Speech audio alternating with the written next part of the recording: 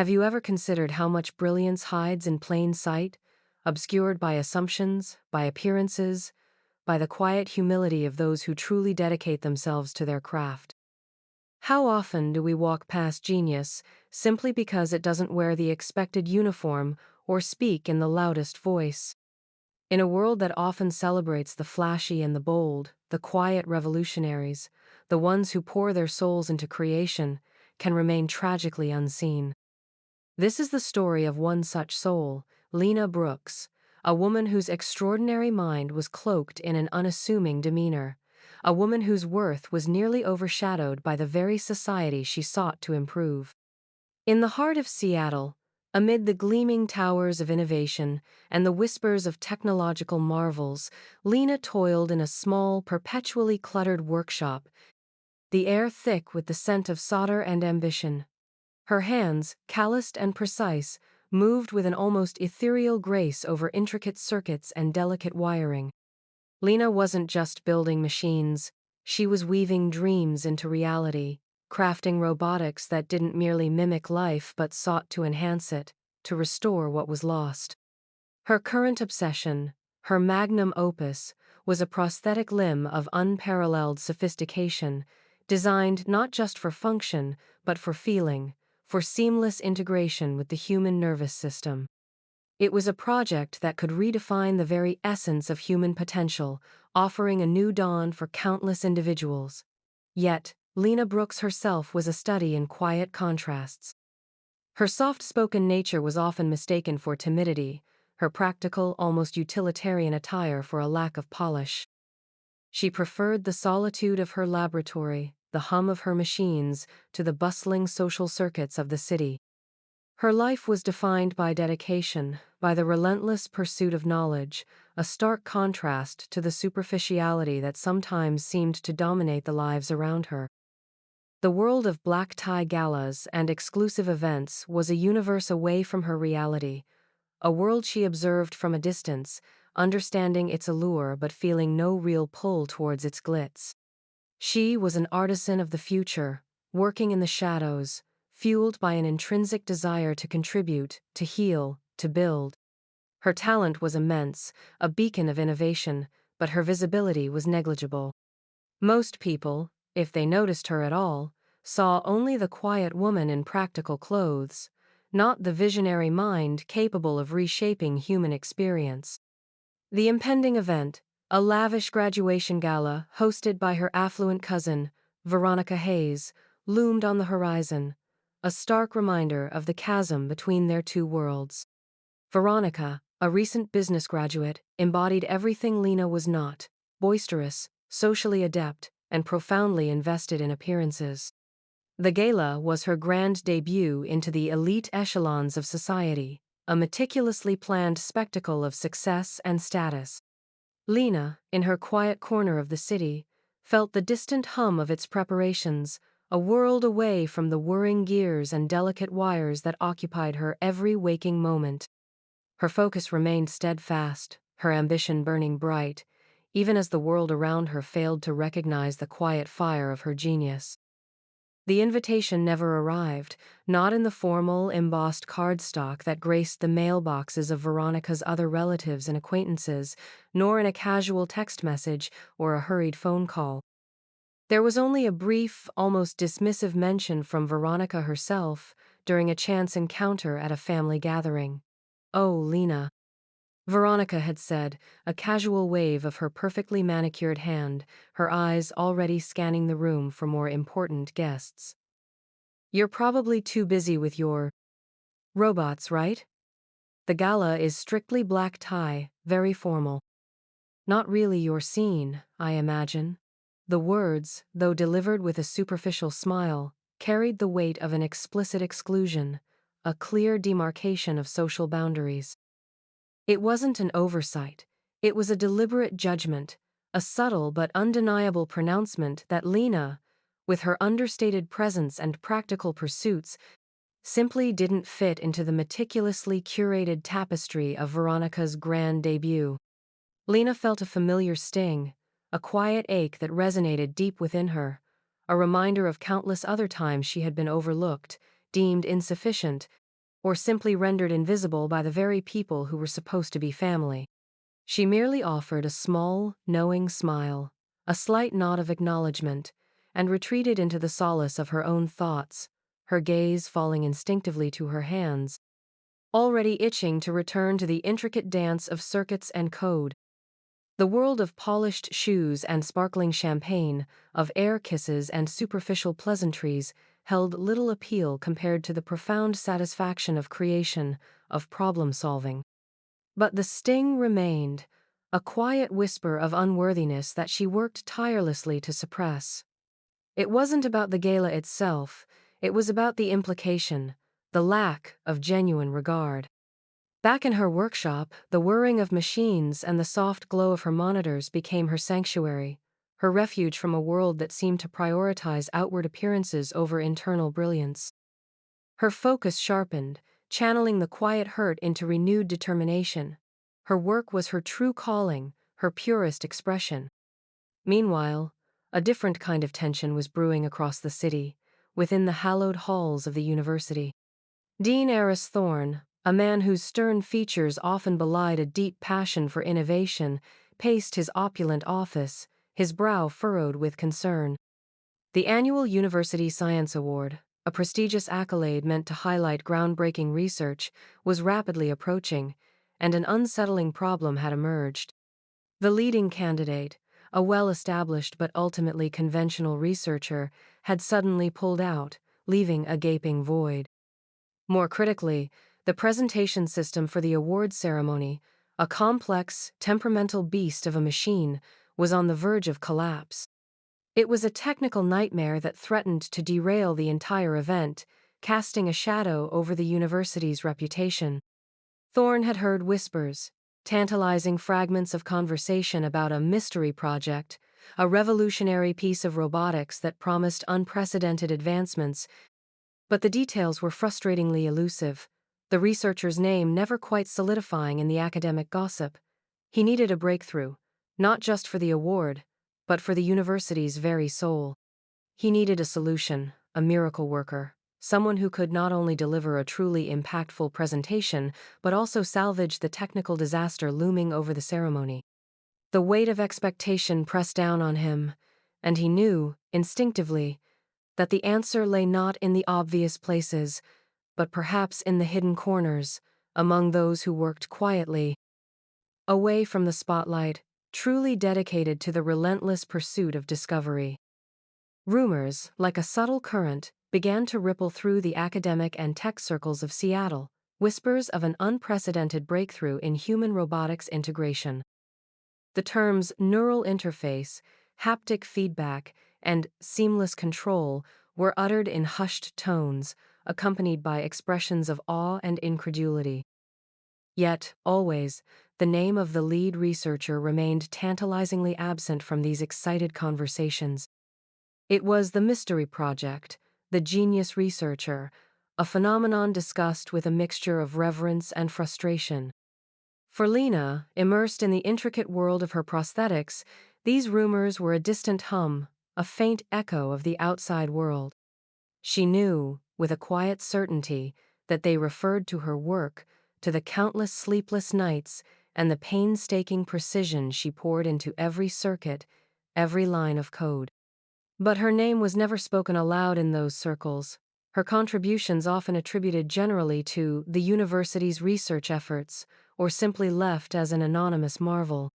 This dramatic irony, the world marveling at her creation while remaining oblivious to its creator, was a familiar companion. It was the price, she often thought, of her chosen path. The quiet dedication, the solitary pursuit of innovation that left little room for self-promotion or public accolades. Outside the lab, Lena faced her own silent battles. The old, familiar ache of financial strain, a constant, low-level thrum beneath the surface of her focused concentration, was exacerbated by the escalating medical bills for her ailing grandmother, her only remaining close family. Every component purchased, every piece of specialized equipment, felt like a direct trade-off with a prescription or a doctor's visit. The exclusion from Veronica's gala, though minor in comparison to these deeper anxieties, underscored her isolation, highlighting the vast disparity between her world of quiet struggle and the opulent, seemingly effortless lives of others. It was a stark reminder of how far she felt from the perceived pinnacles of success, even as her mind operated on a plane of innovation that few could comprehend.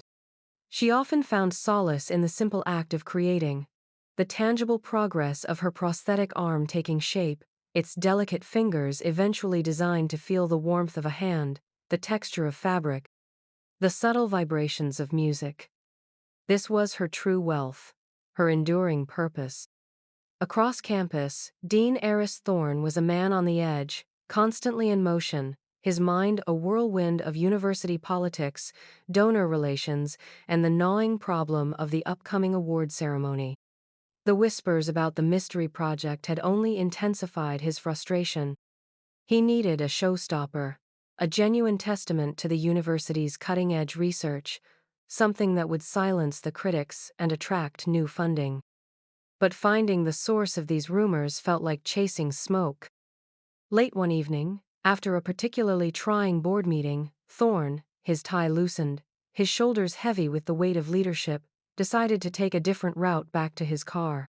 He found himself wandering through a less traveled wing of the engineering department, a section usually bustling with students but now quiet in the late hours.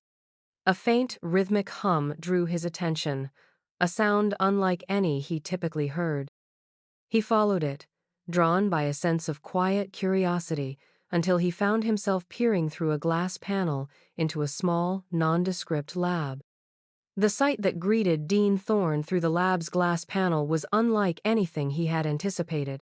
Inside, under the stark glow of an overhead lamp, a solitary figure bent over a workbench, surrounded by an organized chaos of tools, wires, and circuit boards.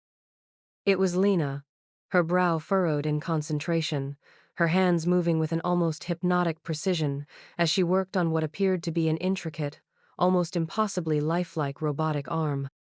The hum Thorne had heard emanated from a nearby console, a soft, steady thrum of power. He watched, mesmerized, as Lena made a subtle adjustment to a microscopic sensor, then gently moved the prosthetic arm. Its fingers flexed with a fluidity that shocked him, responding with an unnerving grace that transcended mere mechanical movement. He saw the intricate wiring, the almost organic articulation, and, most strikingly, a small display screen showing complex neural patterns being perfectly mirrored by the arm's movements. This was not just a machine, it was an extension, a seamless bridge between thought and action. A profound sense of awe settled over Thorne, pushing aside the weariness of his day. He had seen countless projects, dozens of innovations, but nothing had ever resonated with such quiet power, such undeniable brilliance. He noticed Lena's modest attire, her practical glasses, her complete absorption in her work, oblivious to his presence. For a fleeting moment, a thought flickered in his mind, a preconception perhaps about what a leading researcher should look like, an image of an established professor, impeccably dressed. But the sheer undeniable genius unfolding before his eyes instantly obliterated any such superficial judgment. This was talent, raw and unfiltered, unconcerned with outward show. He pushed the door open, the soft click echoing in the otherwise silent lab. Lena started, her head snapping up, her eyes wide with surprise, a faint blush rising on her cheeks. She quickly wiped her hands on a small, oil-stained towel, almost instinctively trying to make herself presentable. "Dean Thorne?" she asked, her voice a soft murmur, barely audible above the hum of the equipment. Thorne, however, barely registered her discomfort. His gaze remained fixed on the prosthetic arm. "What? What is this?" he asked, his voice rough with a mixture of exhaustion and exhilaration. Lena, recovering her composure, gestured towards the arm. "It's a haptic feedback prosthetic, Dean, designed to integrate directly with the user's neural pathways, to allow for true sensation, not just movement." Her words were concise, direct, spoken with the quiet authority of someone deeply knowledgeable. Thorne stepped further into the lab, his eyes scanning the detailed schematics pinned to the wall, the complex equations scrawled on a whiteboard.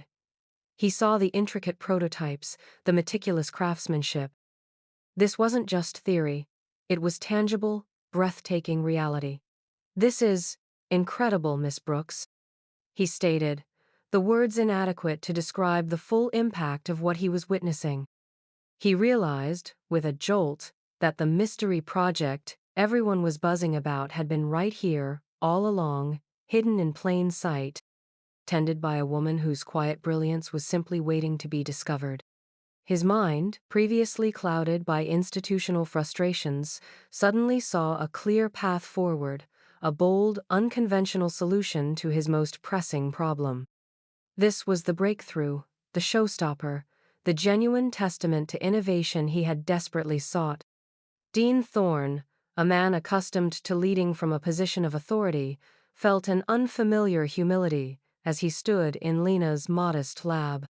He saw not just a brilliant mind, but a pure, unadulterated passion that transcended the often cynical world of academia. He had walked in expecting to find a project. He had found a vision. "Miss Brooks," he began, his voice now devoid of its usual formality, a newfound earnestness softening his tone. "I am Dean Embarrass Thorne, head of the Department of Engineering." Lena nodded, her gaze steady, though a flicker of apprehension remained in her eyes. "I know, sir." He paused, allowing his gaze to sweep over the prosthetic arm again. This is truly revolutionary. The whispers I've heard, the rumors about a groundbreaking project, they didn't do it justice." He stepped closer to the workbench. "Why haven't I seen this before? Why aren't you presenting this work at our departmental seminars, at the university's research symposiums?" Lena hesitated, her fingers subtly tracing a line on the workbench. I prefer to let the work speak for itself, Dean, and funding has been tight. Public presentations require resources I don't always have." Her honesty was disarming, a stark contrast to the performative self-promotion he often encountered. Thorne realized then the depth of her dedication, the quiet sacrifices she made. He saw not a lack of ambition, but an abundance of purpose. "Miss Brooks," he said, his voice firm, "I believe your work is precisely what the university needs to showcase, not just for its scientific merit, but for its profound human impact. The annual University Science Award is just weeks away, and we need a presentation that embodies true innovation, true vision." Lena's eyes widened slightly, her surprise evident. "The Science Award, Dean? I haven't even completed the full clinical trials, and my lab is modest." Thorne waved a dismissive hand. "The trials can be expedited, and your lab is precisely what makes this all the more compelling, a testament to raw talent over extravagant resources. I am offering you an opportunity, Miss Brooks. An opportunity not just to present your work, but to allow it to be seen, truly seen, by those who can help you take it to the next level. To secure the funding you deserve, to impact the lives you so clearly strive to help." He leaned in slightly, his voice dropping to a near whisper. "It will mean stepping into the spotlight, I won't lie. It will mean facing a large audience, perhaps even some skepticism from those who cling to conventional paths." Lena's internal struggle was palpable. The thought of public speaking, of being the center of attention, stirred a deep-seated discomfort within her. She was a creator, not a performer. But the words Thorne spoke about impact, about helping lives, resonated deeply. This wasn't about her, it was about the potential of her creation.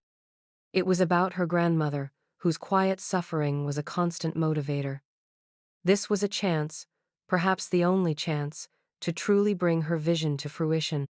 After a long moment of quiet contemplation, Lena looked up, her gaze meeting Thorne's, a flicker of fierce determination replacing her apprehension. "What do I need to do, Dean?" she asked, her voice quiet but firm, a clear affirmation of her commitment. Thorne smiled, a genuine, relieved smile that transformed his usually stern face. "That's the spirit, Miss Brooks. I'll make the arrangements. You just focus on preparing your presentation and be ready to show the world what true genius looks like. The path from the quiet sanctity of Lena's lab to the grand stage of the University Science Award was fraught with obstacles, not least of which was the ingrained skepticism of the academic establishment. Dean Thorne had moved swiftly, his conviction in Lena's work unwavering, but not everyone shared his progressive vision. The most vocal detractor was Professor Julian Sterling, a long-standing member of the award committee and a staunch traditionalist who favored established research lineages and familiar names. Sterling, a man whose reputation was built on incremental advancements rather than revolutionary leaps, viewed Lena with thinly veiled disdain. Dean Thorne. Sterling had argued during a heated committee meeting, his voice dripping with condescension. While Miss Brooks' project is interesting, her presentation skills are unpolished. She lacks the gravitas, the institutional pedigree to represent our university on such a prestigious platform. Her background is, shall we say, unconventional. We need someone who projects confidence, who fits the image of a distinguished scholar. He subtly implied that Lena's unassuming appearance and quiet demeanor were liabilities, not strengths. His words stung Lena, who was present for these committee deliberations, witnessing the subtle prejudice at play. She knew Sterling's criticisms weren't truly about her research, but about her deviation from the expected mold. Even Veronica, upon hearing hushed whispers of Lena's unexpected involvement, couldn't resist a casual, patronizing remark during a family call. "Oh, Lena, presenting? Are you sure you're up for that, dear? It's a very formal event, not like your usual workshops." Her cousin's tone, a saccharine mix of feigned concern and underlying amusement, was a familiar and unwelcome echo of Sterling's public doubts. Beyond the social and professional obstacles, Lena faced practical challenges. The university's presentation system, the one Dean Thorne had been so concerned about, proved to be an antiquated and temperamental beast, prone to glitches and prone to crashing. It was complex, unwieldy, and seemed determined to undermine her meticulously prepared visuals. Other researchers on campus, familiar with its quirks, had long since abandoned trying to master it, opting for simpler, less impactful presentations. But Lena, with her inherent understanding of complex systems and her problem-solving acumen, refused to be deterred. She spent countless hours dissecting the system's intricacies, poring over its outdated manuals, and patiently troubleshooting its myriad flaws. She discovered a core incompatibility, a deep-seated bug that only someone with her specific expertise in robotics and network integration could identify and, more importantly, rectify. Dean Thorne, witnessing her tireless efforts and the silent battles she fought, became an even more ardent advocate. He pushed back against Sterling's dismissive remarks, reminding the committee of the true purpose of the award, to recognize groundbreaking innovation regardless of the package it came in. "Professor Sterling," Thorne had stated firmly, "the award is for the science, not the showmanship, and Miss Brooks's ability to not only create this revolutionary technology, but to also master and even repair our ancient presentation system speaks volumes about her capabilities. She is precisely the kind of talent we should be celebrating: adaptable, resourceful, and profoundly brilliant." His words were a shield, protecting Lena from the institutional inertia, allowing her to focus on preparing for the moment of truth. She knew that the true validation would come not from words, but from the undeniable power of her work. The tension in the air at the university was almost palpable. Final preparations were underway for both the sprawling graduation gala and the much-anticipated University Science Awards ceremony. Lena, immersed in fine-tuning her presentation, felt the weight of expectation and the lingering sting of doubt. She practiced her speech endlessly, her quiet voice growing stronger with each repetition, her fingers deftly manipulating the intricate controls of her prosthetic arm, ensuring every movement would be flawless. She was prepared, technically, professionally, emotionally. Then, the unexpected news broke, rippling through the campus like a shockwave. Due to an unprecedented scheduling conflict, a major philanthropic donor's last-minute demand for a joint celebration, coupled with an unforeseen logistical snag in the larger university auditorium, the graduation gala and the University Science Awards ceremony would be merged. Two distinct events, catering to vastly different audiences, were now to be held concurrently in the grand ballroom, transforming a formal academic recognition into a sprawling, high society spectacle. For Lena, the announcement was a gut punch. The gala she had been so pointedly excluded from, the very event that epitomized Veronica's world of superficiality, was now the backdrop for her moment of truth. The black tie affair she was deemed unfit for would now be the stage where her life's work would either shine or falter. The dramatic irony was profound, almost cruel. She, the invisible engineer, was now compelled to enter the very heart of the social elite, not as an invited guest, but as a central, undeniable figure. She would be standing among the very people who had overlooked her, dismissed her, or simply never even noticed her existence. The thought sent a jolt of anxiety through her, but beneath it, a quiet defiance began to simmer. This wasn't about her anymore, it was about her work being seen. Veronica, upon hearing the news, had been initially delighted, envisioning an even grander affair. But her delight quickly curdled into a mix of disbelief and thinly veiled annoyance when she realized the full implications. Lena, her quiet, awkward cousin, would now be sharing her spotlight. "Lena's presenting at my gala?" Veronica had gasped to a friend, her voice a mixture of indignation and forced politeness. How utterly unconventional. I mean, it's wonderful she's doing well, but it's a very society event, isn't it? Perhaps she could just accept her award backstage? It would be less distracting for the main celebration. Her attempts to subtly dissuade Lena, or at least minimize her presence, were transparent.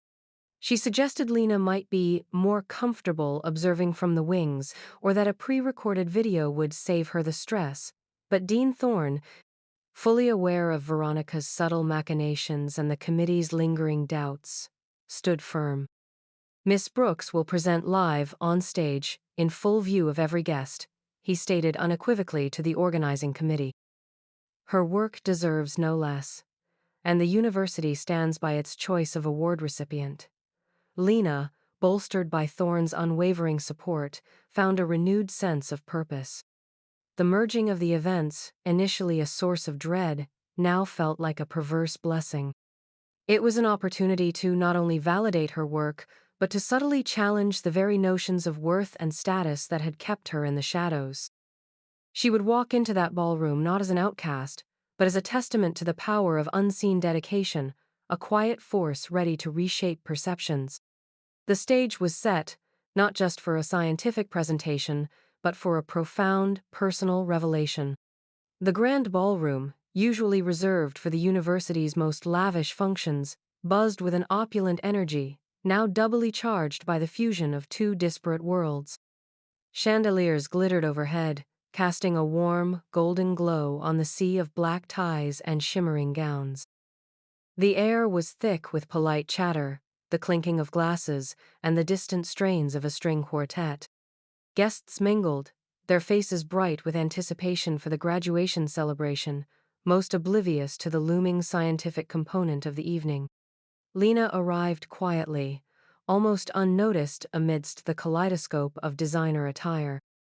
She wore a simple, elegant dark dress, a gift from Dean Thorne's office, a concession to the formality of the occasion that still allowed her to feel authentically herself. It lacked the sequins and elaborate embellishments favored by many, but it exuded a quiet dignity that was entirely her own. Her hair was pulled back simply, and her hands, though now free of solder burns, still carried the faint memory of hard work. She carried her presentation tablet and a small, nondescript bag containing crucial components for her demonstration, the tools of her true identity. As she moved through the crowd, she felt the subtle, dismissive glances, the fleeting judgments passed by those who perceived her as an outlier, an anomaly in this glittering assembly. Her cousin, Veronica, resplendent in a vibrant gown, spotted her from across the room. A flash of surprise, then a barely concealed smirk, crossed Veronica's face as she nudged her friends, whispering behind a perfectly manicured hand, a ripple of quiet amusement spreading through her circle. Lena merely offered a small, polite nod in their direction, her gaze steady, her focus unwavering. Her heart, however, pounded with a nervous rhythm against her ribs. This was it. The culmination of years of quiet, solitary labor, now exposed to a world that had, until now, chosen not to see her.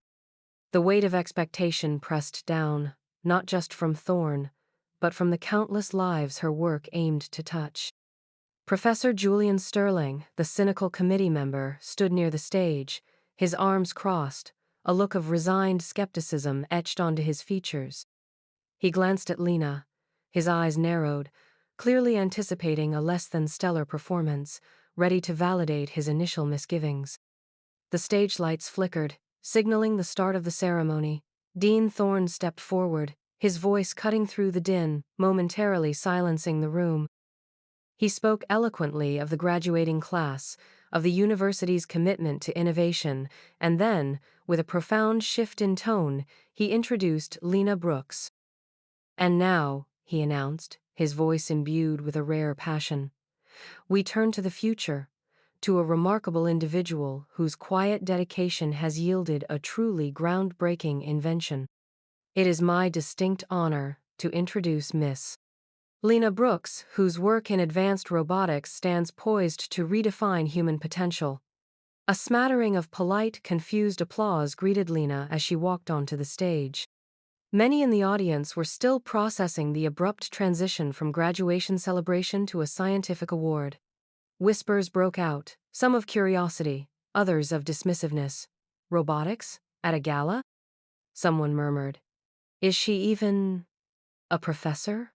A woman in a dazzling gown scoffed quietly to her companion. Lena took her place behind the podium, her prosthetic arm demonstration carefully placed beside her. Her hands gripped the podium tightly for a moment, then relaxed. She inhaled deeply, exhaled slowly, and met the expectant, often skeptical, gazes of the audience. The moment of truth had arrived, an intersection of two vastly different worlds, a quiet woman facing the grand, bustling stage of an indifferent society. Lena cleared her throat, her voice initially soft, barely reaching the back rows of the vast ballroom. A few more snickers rippled through the black tie crowd. Professor Sterling subtly shook his head, a faint, "I told you so" expression on his face. Veronica exchanged a knowing glance with her friends, a flicker of pity mixed with amusement in her eyes. Lena, however, seemed to draw strength from the very skepticism aimed at her.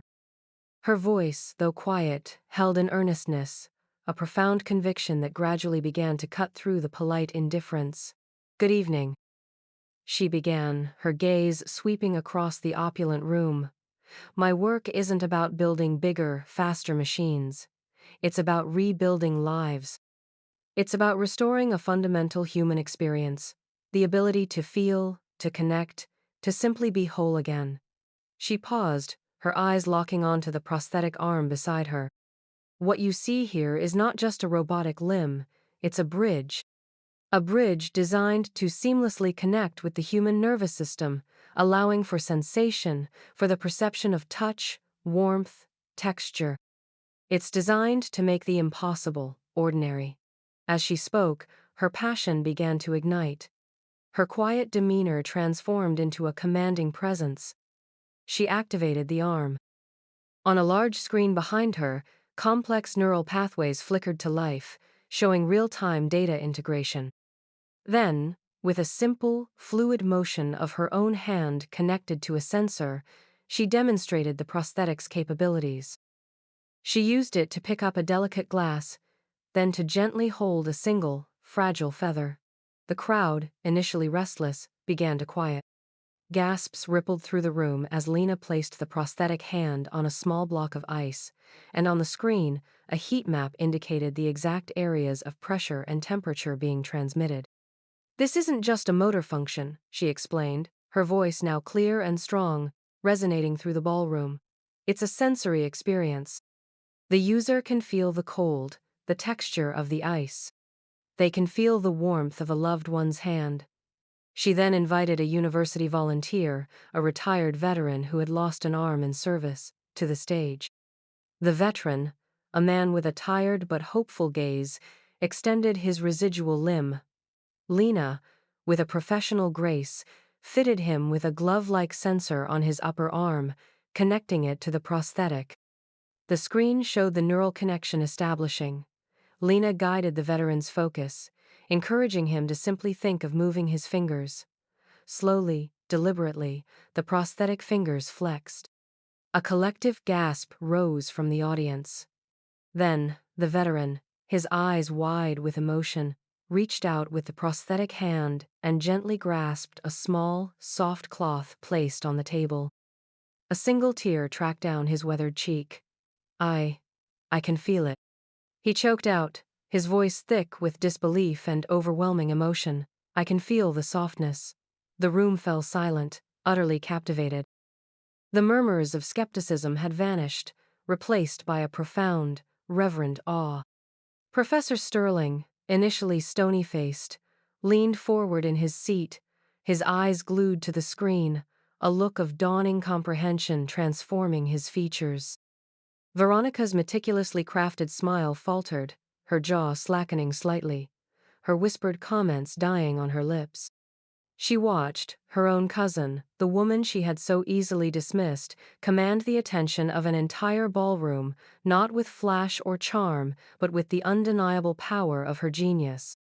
Dean Thorne, standing proudly at the side of the stage, watched Lena, a knowing smile spreading across his face. This was it. The moment when true brilliance could no longer be ignored, when worth transcended appearance, and when the quiet revolutionary finally stepped into the blinding light of recognition.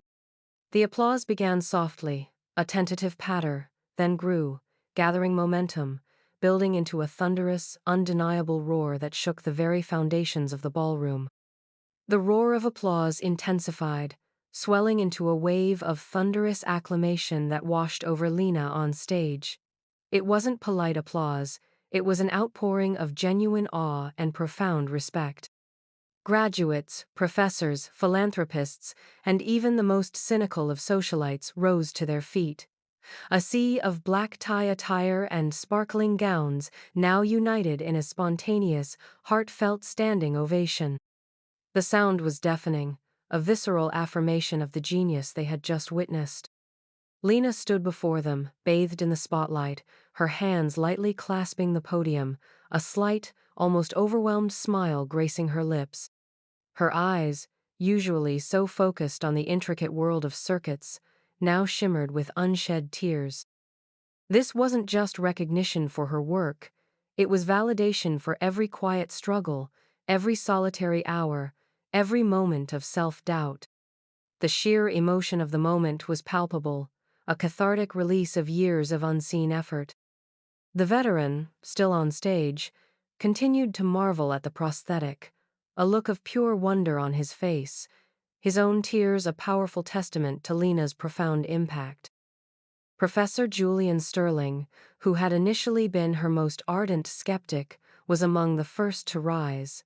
His face softened by a mixture of admiration and something akin to shame for his earlier misjudgment.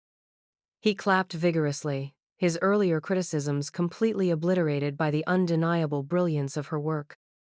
Veronica, amidst her stunned group of friends, remained seated for a moment, paralyzed by disbelief.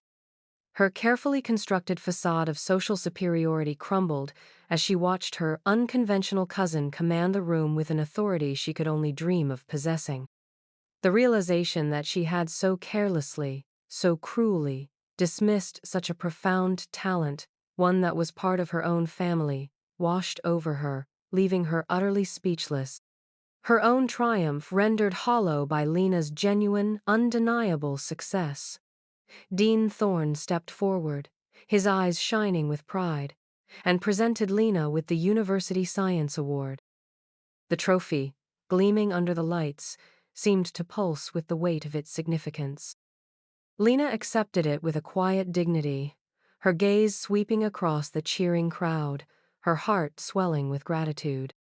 When the applause finally began to subside, she raised her hand slightly, signaling for quiet. Her acceptance speech was brief, humble, and deeply moving. This award, she began, her voice steady now, carrying effortlessly through the hushed ballroom, is not for me. It is for the countless individuals who will regain a piece of themselves through this technology. It is for the belief that true progress comes not from the loudest voices, but from the relentless pursuit of understanding, of compassion, of making a tangible difference in the lives of others. She then looked directly at Dean Thorne. And it is for those rare individuals, like Dean Thorne, who dare to look beyond the surface, who see potential where others see only difference, and who champion innovation regardless of where they find it. Her words were a powerful, yet subtle, rebuke to the very prejudices she had overcome. Lena Brooks, the quiet engineer, had not only showcased her genius, she had redefined what it meant to be seen, to be valued, to be truly successful. Her future, once confined to the solitude of her lab, now stretched out before her, bright with endless possibilities, collaborations, and the profound satisfaction of knowing her work would truly change the world. So, what have we learned from Lena's journey? We learn that true worth is rarely loud or ostentatious. It often resides in the quiet corners, in the diligent hands, and in the humble hearts of those who work not for applause, but for purpose. We learn that assumptions are the heaviest chains we can place on others, and that judgment based on appearance or perceived status blinds us to the most extraordinary talents. The world is full of unspoken stories, of hidden gems waiting to be unearthed. Are you looking closely enough? Are you willing to see beyond the surface, to recognize the brilliance in the unassuming, the power in the quiet, the potential in the overlooked? Share this story, comment below, and most importantly, let it remind you to look deeper, to listen closer, and to champion the quiet genius that exists all around us, often in the most unexpected places. For when we truly see each other, we not only uplift individuals, but we elevate humanity itself.